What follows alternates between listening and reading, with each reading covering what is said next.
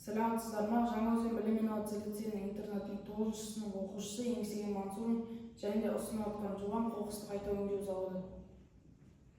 Көріп тұрғанымыздай, әлемдегі және біздің қаламызда ең үлкен мәселелердің бірі қоқыс қалдықтары болып саналады. Және де оның жоюының 3 тәсілі болады: полигондар ұйымдастыру, қоқыстарды өртеу және қоқыстарды қайта өңдеу. Полигондарды ұйымдастырудың артықшылықтары қалдықтарды жою мәселесін ұмытуға мүмкіндік береді және үлкен қалдықтардан тез аралас. Кемшіліктері: жерасты үйінділері бірі қарағанда көрінбейді, бірақ олардың үстіндегі топырақ уланған.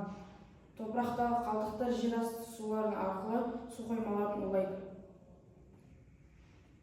Қоқысты өртеудің артықшылықтары: бір уақытта қоқыстың көп мөлшеріне арылуға мүмкіндік береді және де үлкен қалалар мен ірі кәсіпорындарға ыңғайлы болады.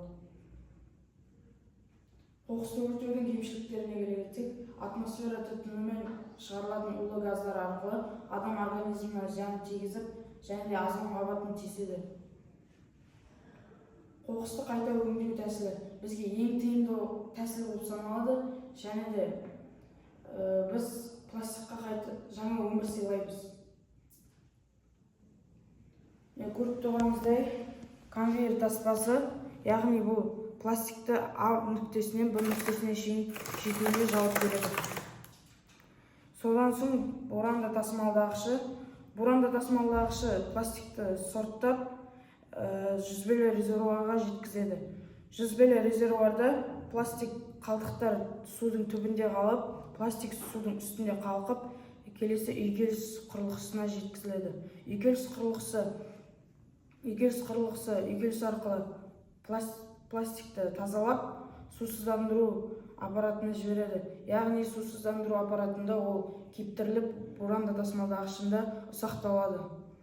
Ұсақталған соң зауыт жұмысшылары ұсақталған пластикті пешке салады және де ерітілген пластиктан жаңа өнімдер шығарылады. Ұсынысқа келе кетсек, қатты қалдықтар өңдейтін экопункттардың ашылуына ұсынамын және де Жаңаөзен секілді қалаларда қоқысты қайта өңдеу зауыттарын ашылуына ұсынамын. Назарларыңызға рахмет, сау болыңыз.